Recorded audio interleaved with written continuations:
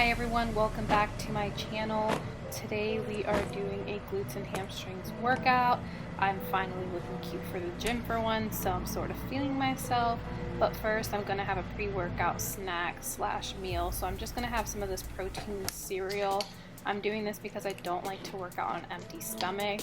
I'm gonna scroll through my phone for a little bit, and here you see how cold it is, so I have to throw a jacket on. I just wanna say I love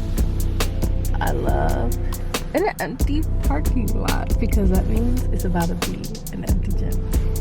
Let's get it. We are here on a Earth Sunday.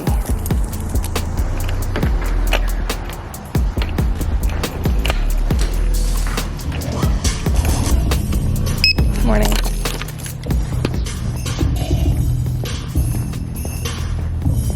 Okay, so just doing a quick fit check.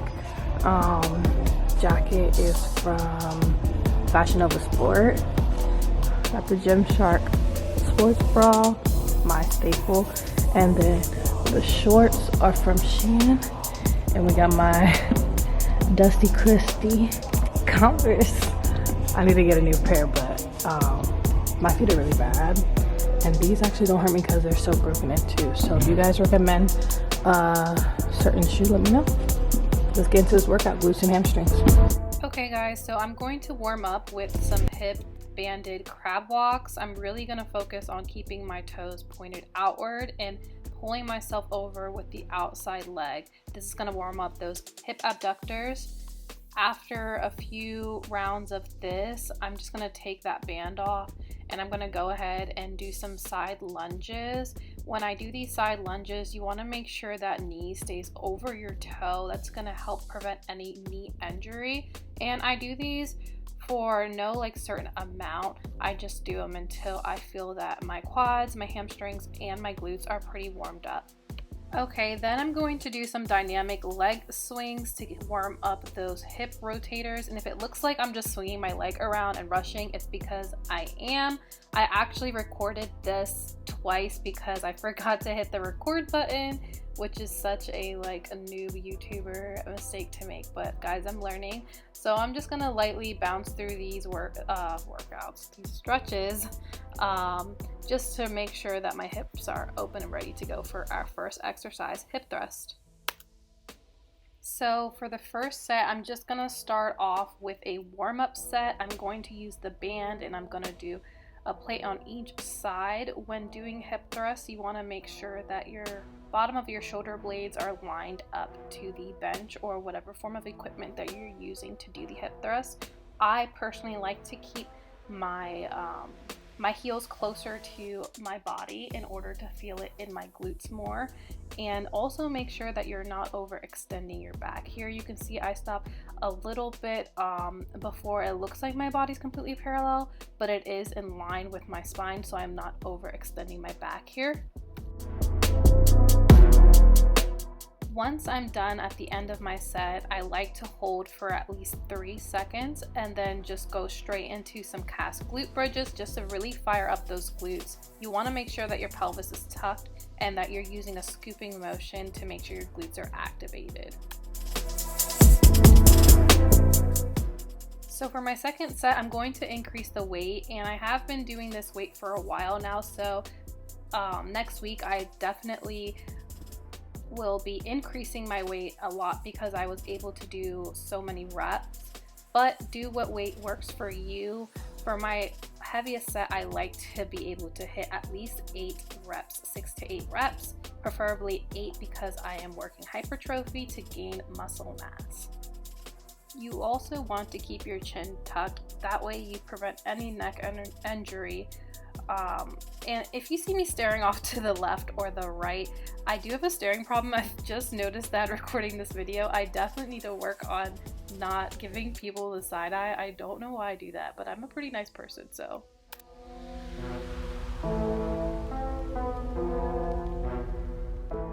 So after each working set, I like to superset with those banded crab walks. So I just do that until failure. After each working set, I do 2 heavy sets after my warm-up set, and then I drop set at least a plate off and do 2 more sets, and each set is superset with this.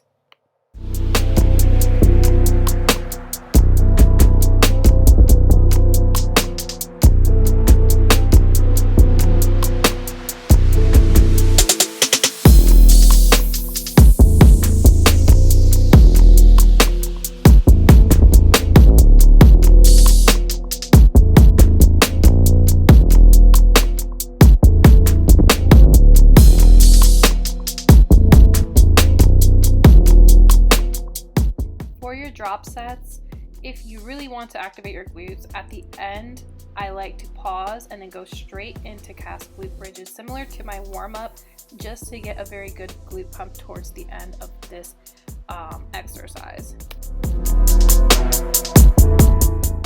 For my next exercise, I'm going to use this like back squat machine to do RDLs. I make sure that I am basically sending my tailbone straight back, keeping my head parallel to my spine, looking straight down, and making sure that the eccentric of this movement is concentrated, pulling the weight back up through my hips.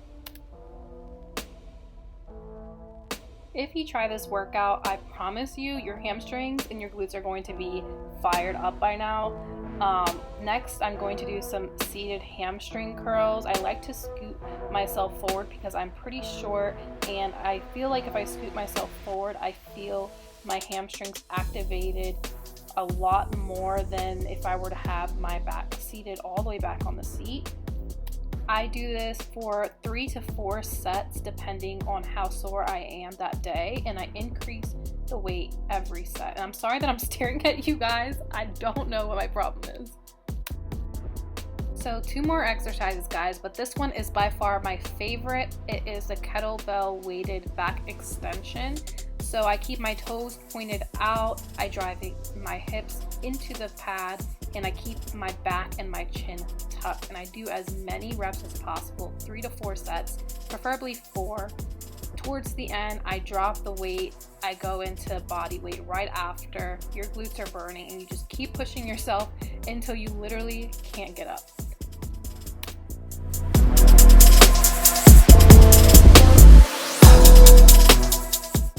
Okay, so final exercise, heated seat abductors. For the first set, I bring myself all the way forward, and I'm doing a heavier to moderate weight, making sure that I keep my chest upwards. Then afterwards, I scoot myself back, and I place my feet a little bit closer in placement to the seat, and I'm working a different muscle here, and I do a much lighter weight since it's a lot more difficult, and I do this for 3 to 4 sets.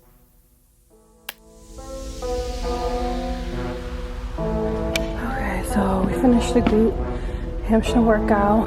I'm gonna cool down.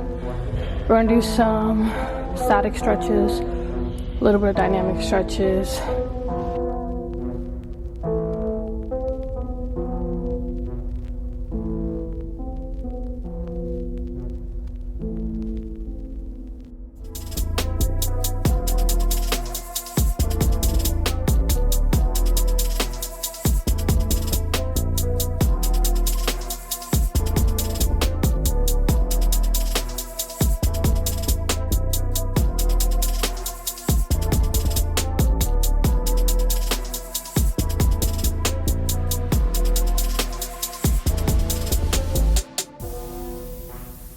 Okay guys, so I just wanted to check in because I don't know if I'm gonna be able to check in later because I have a baby. It's gonna be really hectic. So yes, I have a baby. I'm going to be coming out with a postpartum weight loss journey video. It's not going to be necessarily a workout, but it's really going to be focused on wellness, not just fitness, and how I lost 40 pounds. I lost 40 pounds. If you haven't been following my pregnancy journey, I recommend you to look down in the description box because I'm going to link all my pregnancy videos down there. So if you're a mama like me and you're curious on how my journey went, then I recommend looking at that. Also, these workouts, like I've been working out for probably 1.5 years consistently, so I'm still learning. I'm trying new workouts. This has been my workout for probably the last 4 months, so I am going to change it up a little bit just so my muscles don't get used to it. And I think I'm starting to hit that point, but I wanted to come out with this video before I change it, and then I can come out with an updated video. I was really nervous making this video because I never really brought a whole camera into the gym. I have filmed like on my phone and things like that, but having a whole camera is kind of like intimidating, not gonna lie. I can see why a lot of people are just nervous, but honestly, if you're looking to make YouTube videos, like, I'm just trying to say this because it's fresh in on my mind. If you're looking to make YouTube videos and you're anxious, you're nervous, you're worried about what other people think, one thing that really got me over that hurdle is, one, I've been going to this new gym. I went to a new gym for 6 months. Before that, I was working out at another gym for about a year. And I have been kind of recording on my phone, so that I guess kind of helped with the hurdle. But I stopped for a while once I got to this new gym. And this gym is very intimidating because everyone's fit.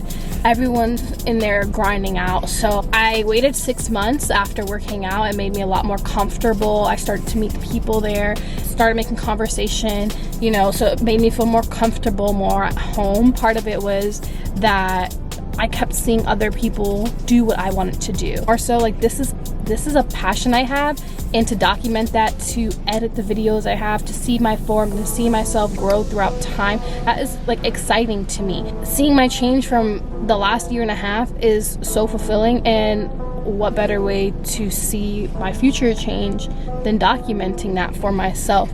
And yeah, like, I mean, putting it on YouTube is nice and all, but that is what really got me over the hurdle, like seeing other people do it, and I'm like, why not me? There's enough abundance in this world for you to do it too. So if you want to do it, I hope you gain the courage to do it. So if you guys made it through this entire rant, thank you. I hope you guys like this video. If you do, please don't forget to thumbs up. I am a small YouTuber, so every like, every subscription really truly does count. So if you guys really enjoyed this, please like and subscribe. If you stick around, I'll see you next time then. Bye.